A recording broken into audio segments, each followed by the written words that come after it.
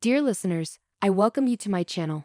Leave your comments and impressions, I value your opinion. The sky rumbles ominously as I pull into the driveway of our once shared home, a symbolic echo of the turmoil inside me. I can see Melissa through the kitchen window, her blonde hair pulled back in a no-nonsense ponytail as she talks animatedly on the phone. The sight, once comforting, now twists my gut with anxiety. I kill the engine and sit for a moment, gathering my thoughts. Today, I am here to pick up the last of my belongings, marking the final page of our shared chapter. The divorce papers, freshly signed and bitterly contested, burn a hole in my briefcase. As I step out of the car, the first drops of rain splatter against the windshield, and I quicken my pace to the front door. It swings open before I can knock. Melissa stands there, arms crossed, her expression unreadable. "David," she says, her voice cool. "You're late." I ignore the jab, brushing past her into the familiar hallway that no longer feels like home. "Just here for my things." Melissa follows close behind as I head to the study. The walls are lined with bookshelves filled with novels and memories of quieter, happier times. I start pulling books off the shelf. The ones I know are mine, but each feels heavier than it should. "You're taking the photo albums?" Melissa's tone is sharp, accusatory. "They're mine too," I reply without looking at her. "Mommy, why is Daddy taking our pictures?" The small voice comes from the doorway where our son Ben stands with his sister Emily clutching her doll. Their innocent eyes are wide, confused. Melissa kneels beside them, her voice soothing but laced with poison. "Daddy's just picking some things he thinks he needs, sweetie. Let's give him some space, okay?" I pause, the weight of her implication heavy in my chest. "Kids," I start, turning to face them. "These are our memories. I'm taking some to remember the good times we've had. Just like Mom keeps some, I keep others." Melissa ushers them out before they can respond, casting a look over her shoulder that could slice through steel. Once they're gone, I hasten my pace, scooping up the remaining items. Some old sweaters, a few cherished books, and the photo albums. The rain is a downpour now, thrashing against the windows as I lug my box to the car. Melissa doesn't offer to help, instead watching from the doorway, her silhouette framed by the light inside.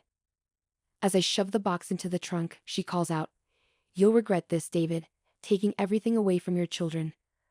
I slam the trunk shut, the sound final. "I haven't taken anything from them. But it seems you're set on taking everything from me." With that, I get into the car, the slam of the door echoing the finality of our conversation.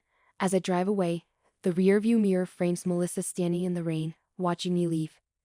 It's a sight that should feel victorious, but all it does is leave a hollow ache in my chest. Rain lashes against the window of the small cafe where I sit, cradling a mug of coffee that's already gone cold. The bitterness on my tongue mirrors the turmoil in my thoughts. As I stare out the window, lost in the reflection of my own hollow eyes, a voice interrupts my solitude. "Mind if I sit here?" I look up to find a man in his late 40s, with kind eyes and a weathered face that speaks of years spent outdoors. He gestures to the empty chair across from me with a worn-out laptop bag in his hand. "Sure, go ahead," I say, managing a half-smile. He sits down, placing his bag gently on the floor. "Name's Mike. I see you here often. Rough day?" I nod, surprised at the concern from a stranger. "Yeah, you could say that. Just finalized a nasty divorce." Mike's eyes soften. "Then their friend. Gets better, though it doesn't seem like it will." We fall into an easy conversation, the kind you have with someone who has nothing to gain from your misery. Mike turns out to be a contractor who also went through a rough divorce a few years back. He understands the chaos of starting over. As we talk, the cafe door chimes, and a woman walks in, shaking her umbrella dry. She scans the room, her gaze landing on me. I recognize her instantly. It's Sarah, Melissa's former best friend, now more of a distant acquaintance due to the messy divorce. Sarah approaches, a hesitant smile on her face. "David, it's been a while. May I join you?" "Of course," I say, and introduce her to Mike. Sarah sits down, ordering a coffee before turning to me. "I heard about the divorce. I'm sorry, David. Melissa has changed a lot." Her words hang in the air, charged with unspoken truths. Sarah and Melissa had fallen out over Melissa's aggressive tactics during the divorce, something Sarah hadn't agreed with. "I appreciate that, Sarah. It's been tough, especially with the kids, I confess." Sarah nods, her expression grave. "She's not letting go easily, is she?" Before I can reply, Mike interjects. You know, David, if you need a fresh start, I've got a project that might interest you. Helping rebuild some homes after the last storm. It's good, honest work, helps clear the mind. I consider his offer. A part of me craves a new purpose, something to pull me from the wreckage of my past life. That sounds like exactly what I need, I admit, feeling a spark of hope. Sarah smiles. And I can help with the legal side of things, if you need it. Melissa and I might not be close anymore, but I believe in fairness, especially where children are involved. The offer from both is unexpected, a lifeline thrown into the turbulent sea of my current life. Gratitude washes over me, warming some of the coldness inside. Thank you, both of you. I think I'm going to take that chance. I say, the first genuine smile in weeks breaking across my face. As the rain outside begins to lighten, so does the weight on my shoulders. Maybe, just maybe, this is the turning point I've been desperately searching for. The morning sun casts long shadows over the construction site where I now spend my days. The rhythmic thud of hammers and the sharp whine of saws fill the air, a symphony of rebirth from the wreckage left by the storm. Mike stands beside me, pointing out the framing of what will soon be someone's new home.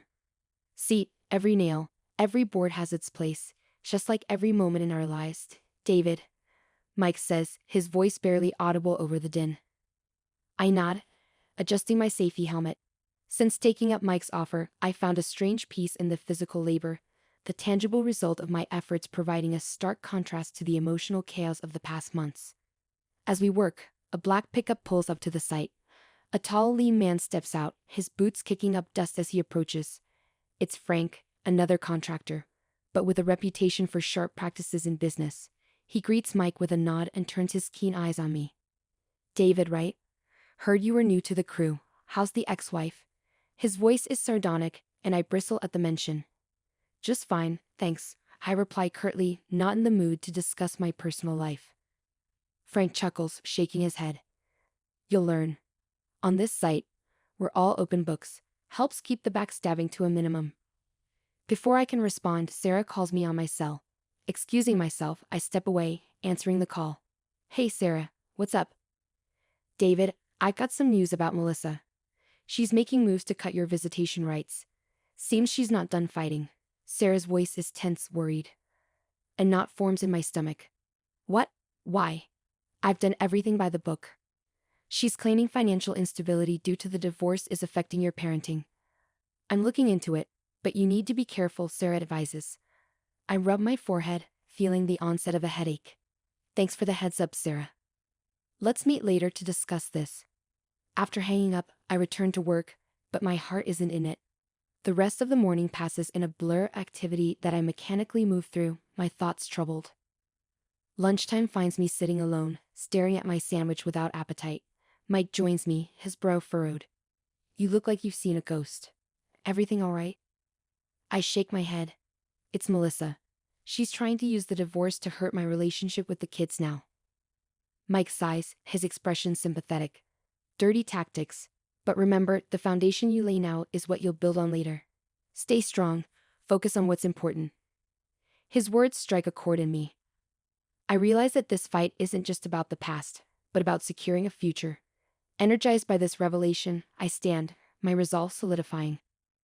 Thanks, Mike. I won't let her drive me down. It's time I fought back the right way. The afternoon is a flurry of activity. I throw myself into the work, each nail driven with a purpose.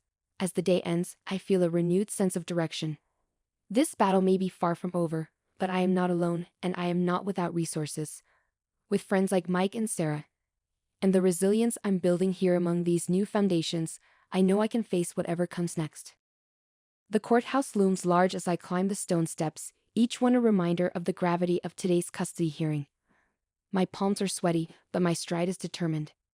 Inside, I find Sarah waiting, her expression a mix of encouragement and anxiety. Ready for this? She asks, handing me a folder thick with documents. As I'll ever be, I reply, taking a deep breath. We head into the courtroom, where Melissa is already seated, looking confident, a stark contrast to my own nerves. The judge enters, and the room falls silent. We are here to discuss the matter of custody and alleged claims against Mr. David Kramer regarding his financial stability and ability to parent, the judge announces, his voice echoing in the austere room. Melissa's lawyer is the first to speak, painting a picture of me as an unstable father, struggling financially post-divorce and unfit to care for our children. His words sting, but I hold my expression neutral, trusting Sarah to counter their claims. When it's our turn, Sarah is methodical and precise. Your Honor, not only can we provide evidence of Mr. Kramer's stable employment and adequate living conditions, but we also have substantial proof that the claims made by Mrs. Kramer are grossly exaggerated and maliciously intended. She proceeds to lay out documents, bank statements, and testimonials from my co-workers and neighbors. The atmosphere in the room shifts as the evidence mounts in my favor. Just as it seems the momentum is with us, Melissa stands abruptly, her face flushed. "May I speak?" she asks, her voice trembling. The judge nods, and Melissa begins her plea. "I admit, I've been trying to keep the kids because I thought it was best for them to have stability with me. But I realize I've been unfair to David." The room is utterly silent, the air thick with astonishment. "I'm withdrawing my objections to shared custody," she continues, her eyes meeting mine for the first time in months. "David is a good father, and I let my fear and anger cloud my judgment." The judge takes a moment to assess the situation, then nods. "Based on the withdrawal of objections, I see no reason not to grant shared custody to both parents. This case is dismissed." Outside the courtroom, the tension between us dissipates slightly. "Why the change of heart?" I ask Melissa, genuinely puzzled. She sighs, looking away. "I saw you at the construction site one day, working hard, laughing with your friends. I realized you were building a new life, a good life, and that our children need their father as much as they need me." I'm taken aback, not just by her words, but by the sincerity in her voice. "Thank you, Melissa. That means a lot." As we part ways, a weight lifts from my shoulders. The future seems brighter, not just for me, but for our children too. A few months later, as I watch Ben and Emily playing in the park, laughing under the sunlight, I feel a profound sense of peace. The fight was hard won, but standing here, watching the most important parts of my life thrive, I know every struggle was worth it. Life, like the new homes I help build, sometimes requires tearing down the old to make way for something better. And as the kids run towards me, their laughter mingling with the breeze, I realize that sometimes the most surprising endings are the ones that bring us back to where we belong, home.